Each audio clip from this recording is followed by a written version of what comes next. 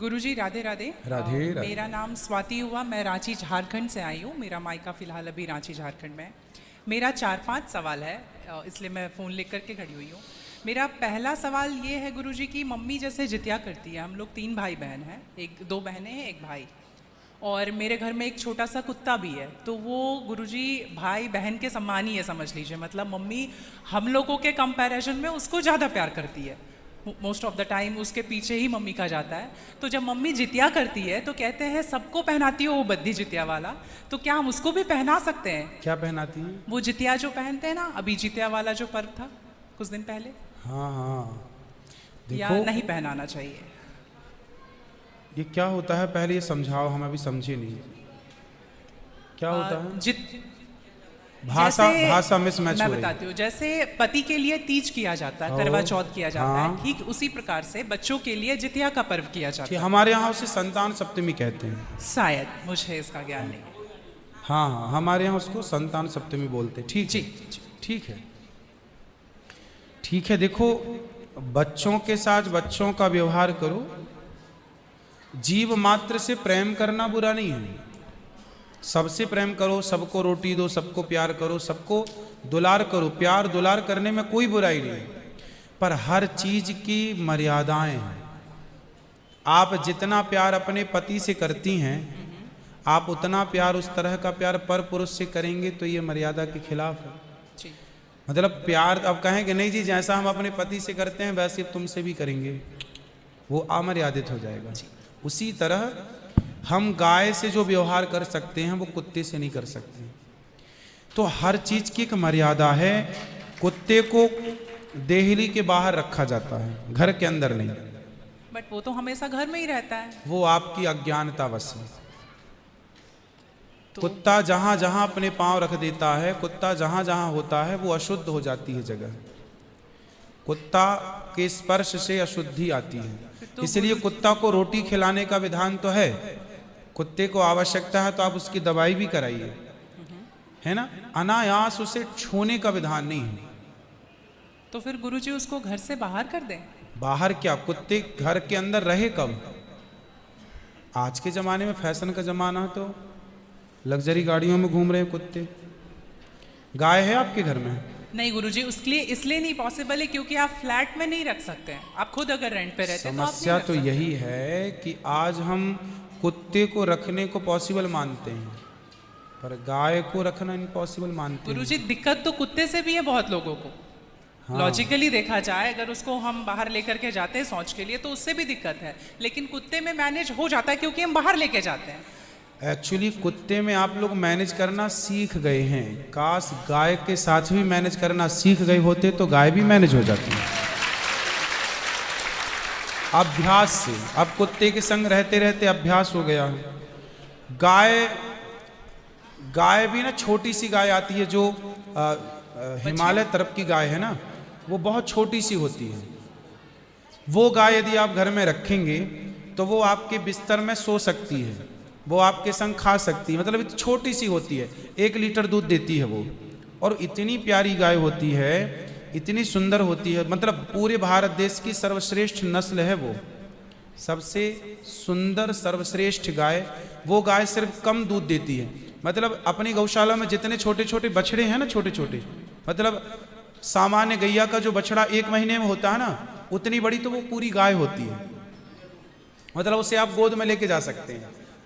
वो बच्चे की माँ बन गई है, लेकिन उस गाय को आप अपनी गोद में ले सकते हैं, वो भी गाय होती है। तो कुत्ते वालों को उस गाय के साथ मैनेज कर लेना चाहिए। अच्छा, मतलब उस हाइट, मतलब उस गाय की हाइट की ग्रोथ नहीं है, वो गाय की हाइट, वो गाय बहुत छोटी सी होती है, छोटी सी होती है, इतनी सी होती है कि आप उसे गोद में ले सकते हैं। आप उसे गोद में लेके पूरे घर में घूम सकते हैं। मतलब इतनी छोटी गाय होती है वो। देखो, भगवान को पता था कलयुग में ऐसा होगा, इसलिए ऑप्शन दे रखा है। आप कुत्ते को गोद में लेके घूमते हैं, पर भगवान ने ऑप्शन दे रखा था, हम लोगों का ध्यान उस तरफ गया नहीं। सही बात। गुरुजी, मेरा दूसरा सवाल ये है कि ये सवाल बेसिकली मेरी बहन के घर वालों का है। चिकन नहीं खाना चाहिए क्योंकि उसमें जान होती है, कोई भी जानवर नहीं खाना चाहिए क्योंकि जान होती है। प्लांट में भी तो जान होती है ना गुरुजी? हाँ, होती तो है। फिर हम उसको तोड़ते हैं तो उसको नहीं दर्द होता? ऐसा उनके घर वालों का सवाल है, मेरे माध्यम से। नहीं, आप ठीक कह रहे हैं। देखो, किसी आप ना गेहूं को चबा जाइए, जी, चने को चबा जाइए, दालों को चबा जाइए, तो वो रोती नहीं है, चीखती नहीं है, उसमें रक्त नहीं होता, हड्डी नहीं होती, मांस नहीं होता, वो चीखती नहीं है, चिल्लाती नहीं है ना।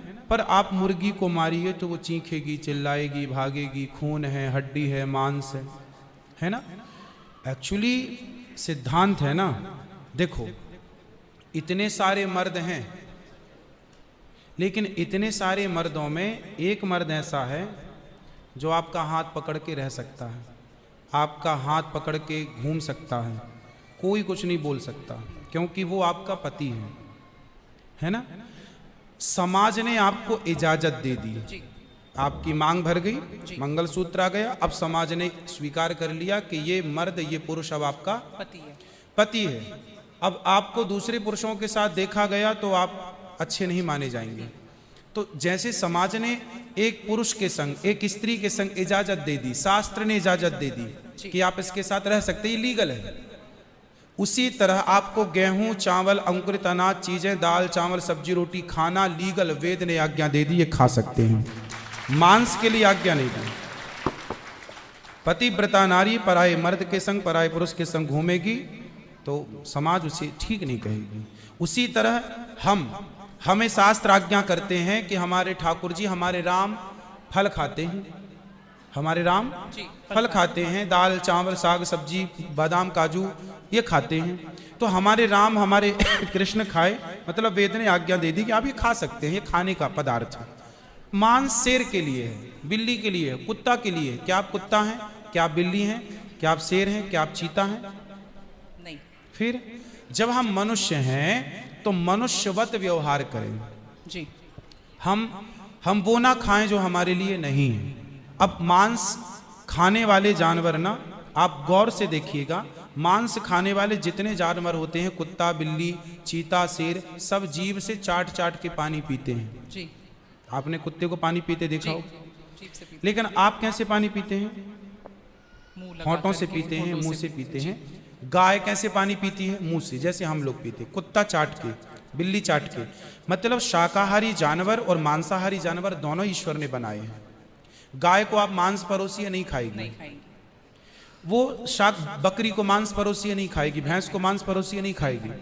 जब जानवर जानवर होके अपने धर्म में अड़े हैं, तो हम इंसान क्यों अपना धर्म छोड़ रहे हैं?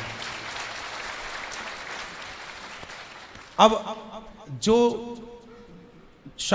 मांसाहारी जानवर होते हैं, उनको आप ध्यान से देखना, उनके पांव में नाखून होते हैं, जबकि शाकाहारी जानवर के खुर पाए जाते हैं। जैसे गाय का खुर होता है, बकरी का खुर होता है, भैंस का खुर होता है, जबकि चीता का, शेर का, कुत्ते का, बिल्ली का।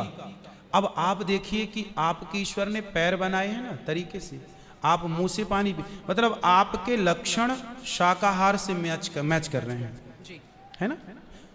बिल्ली के, कुत्ते के यहाँ कैनाइन दांत बड़े बड़े होते हैं मांस फाड़ने के लिए, आपके नहीं है। मतलब आप ईश्वर की तरफ से शाकाहार। और अब मैं नहीं कहता, आप मेडिकल साइंस का अध्ययन करके देखिएगा, साइंटिस्ट लोग अब सिद्ध, अभी मैं इंग्लैंड गया था, वहां मुझे बताया कि जो अंग्रेज लोग, इनके बाप दादी जो मांस खाते चले आए हैं, अब कुछ अंग्रेज लोग इतने जागरूक हो गए हैं कि अब वो मांस नहीं खाते। वो कहते हैं कि अब इसको खाने से बीमारियां बढ़ रही हैं, लोग परेशान हो रहे हैं। पहले के लोग जंगल में कंदमूल फल खाते थे, ये अब खाने लग गए हैं, सुअर खा रहे हैं, कुत्ता खा रहे हैं। अब बहुत सारे लोग शाकाहार की तरह जो जागरूक हैं, बढ़ रहे हैं। तो आप और हम तो पहले से जागरूक हैं, तो हम क्यों अपने आप को मांसाहार की तरफ ले जाएं? क्यों किसी की हड्डी चबाएं? बताइए, हमारे यहाँ मुर्दे को छूने से लोग नहाते हैं, कितनी दुर्गंध है। अब देखो, आप गेहूं, आप पालक काटो, गोभी काटो, है ना, मूली काटो, गाजर काटो, दाल पकाओ, कोई दुर्गंध आती है आपकी रसोई में? नहीं। लेकिन आप मुर्गी पकाओ, मुर्गी काटो, बिल्कुल वो बदबू से भर जाएगा। मतलब आपकी नाक भी आपको गवाह देने लग जाएगी, भाई बस कर, है ना। तो शरीर एक्सेप्ट नहीं करता, आप जबरदस्ती खिला रहे। गुरुजी, मेरा तीसरा प्रश्न ये है कि जैसे हम लोग एकादशी करते हैं और किसी दिन अगर हम बाहर रहते हैं और उस दिन एकादशी है, फॉर एग्जांपल हम आउट ऑफ स्टेशन है और उस दिन ख्याल नहीं कि एकादशी है, तो अगर हम बाहर चावल खा लेते हैं या लहसुन प्याज खा लेते हैं तो क्या वो ब्रेक हो जाता है पर्टिकुलर एकादशी उस दिन का, या पूरा कंटिन्यूड रहता है जो 108 हम कर रहे हैं? कंटिन्यू कैसे रहेगा? वो पर्टिकुलर वाला कैंसिल होता है ना जिस दिन हम खा लिए बाहर। हाँ, आपने जो खा लिया वो एकादशी भंग हो गई जी, और पीछे से जो हम कंटिन्यू जो करते आए हैं वो तो जो किया वो मिलेगा, जो आगे करेंगे वो मिलेगा। पर हमें इस बात का ध्यान रखना चाहिए। यदि आपने एक बार खा लिया, एकादशी के दिन कोई ने धोखे से कुछ खा लिया, चावल खा लिया, रोटी खा ली, बिस्किट खा लिया, तो भगवान से क्षमा मांगनी चाहिए, प्रभु अज्ञानवश हुआ, हमें क्षमा कीजिए। और फिर उतने को ही फलाहार मान लेना चाहिए, फिर कुछ नहीं खाना चाहिए। जैसे आज आपने धोखे से चावल खाया, आपने खाया ही एक कौर, तभी याद आया आज तो एकादशी। अब आप बोलेंगे नहीं, हे प्रभु अपराध हुआ, क्षमा, भगवान का नाम जप करो और उसको ही अब मान लो कि अब मेरा पारण हो गया, अब फिर मैं कुछ नहीं खाऊं, तो फिर वो पूरी एकादशी मान ली जाएगी। गुरुजी, मेरा चौथा सवाल ये है कि आप कहते हैं दारू पीना पाप है, चिकन खाना पाप है क्योंकि उसमें जान है। दारू में ऐसी कौन सी चीज मिली होती है कि उसको पीने से पाप हो जाता? अगर आप पी के कुछ गलत कर रहे हैं तो फिर गलत है लॉजिकली, तो फिर पाप क्यों? और अगर दारू में नशा चुकी होता है, अगर वो पाप है, तो फिर तो पुड़िया खाना, सिगरेट पीना, सारी चीजें पाप में आ जाएंगी। पाप अलग विषय है, अभी मैं समझा देता हूं आपको। जब हमारा देश गुलाम था जी, तो एक अंग्रेज ने एक पंडित जी की कनपटी पे बंदूक रखी और अंग्रेज ने कहा, ये पंडित जी यहाँ आओ, तुम बड़े पुजारी हो? हाँ पुजारी। हिंदू हो? हाँ। आज मैं तुम्हें गोली मारूंगा। पंडित जी बोले, क्यों मारोगे? बोले, आज 4 चीजें तुम्हारे सामने हैं। अंग्रेज ने 4 चीजें पंडित जी के सामने रखी। पहले, पराई स्त्री लाके रख दी, तुझे आज इसके संग रहना है। दूसरा, मांस रख दिया, आज तुझे मांस खाना है। और तीसरा, ढेर सारा सोना रख दिया। इतना सोना तो रोज भीख मांगता है ना, ले जा सोना। और चौथी, दारू रख दी, शराब। इन 4 में एक चीज तुझे लेनी पड़ेगी, नहीं लेगा तो गोली मारूंगा। बोल क्या लेता है? पंडित जी बोले, पराई औरत तो मैं नहीं देख सकता, मार दो गोली मुझे, पर मैं पराई स्त्री के, मेरी माँ बहन, मेरे संस्कार ऐसे हैं कि ये मेरी माँ बहन और बेटी है, ये मैं मर जाऊंगा पर चरित्र में दाग नहीं लगने दूंगा, तो ये स्त्री तो मैं नहीं ले सकता। अब मांस भी मेरे धर्म के खिलाफ है, आप गोली मार दो, मैं ब्राह्मण हूं, मैं मर जाऊंगा पर ये धर्म नहीं छोड़ूंगा। और रहा ये सोना भी नहीं लूंगा, क्योंकि मैं भीख इसलिए बेईमानी करता तो भीख क्यों मांगता? मैं ईमानदारी से भीख मांग के खा सकता हूं, बेईमानी का करोड़ों नहीं ले सकता, इसलिए सोना भी नहीं लूंगा। हाँ, पंडित जी को लगा ये तो पानी है, दारू शराब, उनको दारू पानी लगा, ये तो पानी है। पंडित जी को बेचारों को पता नहीं था कि दारू का क्या मजा है। अब उनको लगा ये पानी है, पिएंगे निकल जाएगी। पानी समझ के पंडित जी ने बोला कि चलो, गोली कनपटी में बंदूक रखा है, चलो पी लेते हैं, अभी निकल जाएगी शाम तक। पंडित जी ने दारू पी, और जब दारू पी ली तो दारू जब पी तो नशा चढ़ा, और जब नशा शराब का जब नशा चढ़ता है तो इंसान नहीं रह जाता। जैसे स्त्रियों को, जिसको ऑपरेशन होता है ना जी, तो रीढ़ की हड्डी में डॉक्टर एक इंजेक्शन लगाते हैं स्पाइनल में, जिससे शून्य हो जाती है। वो अंग क्या हो जाता है? कोई भी ऑपरेशन में डॉक्टर आपको शून्य कर देता है। उसी तरह शराब आपके मस्तिष्क को, आपके सोचने विचारने की क्षमता को शून्य कर देती है, माइंड को शून्य कर देती है। आप ये निर्णय नहीं ले पाते कि क्या सही है और क्या गलत है। अब पंडित जी जब नशे में झूमने लगे तो वो उस स्त्री को छेड़ने लग गए, ए यहाँ जा, नशे में। तो यही तो प्रश्न था मेरा गुरुजी कि वो नशे में ऐसा कर रहे हैं तो गलत है। अगर जो बोलते हैं हम जेंटलमैन पैक पीते हैं, हम 2 पैक पीते हैं या 3 पीते हैं। अच्छा ये बताओ, नशे में करने लगे तो गए, वो नशा आया कहाँ से? शराब जहां पीने से का। आया वही तो गलत है। नहीं तो गुरुजी, सारे फसाद की जड़ तो वही है। गुरुजी जब ज्यादा पी ले रहे हैं तो ऐसा हो रहा है, जो कम पी रहे हैं और ये कह रहे हैं कि कम पीने से ऐसा नहीं होता, आप ज्यादा कुछ भी हमारे यहाँ करोगे तो 5 महापाप गिनाए हैं शास्त्रों ने। जी 5 महापाप, उनमें से एक शराब है। शराब है। हाँ शराब को महापाप इसलिए कहा गया है, ये बुद्धि भ्रष्ट, शराब पीने वाली की बुद्धि सात्विक नहीं हो सकती। आप शराब पीजिए, आप शराब पीने वाला व्यक्ति आध्यात्मिक नहीं हो सकता। जो ईश्वर से कनेक्टिविटी है, जो हम आध्यात्म जगत की बात करते हैं, देखो आप शराब पीने के शराब लोग क्यों पीते हैं? शराब कौन पीता है? समाज में 2 किस्म के लोग होते हैं।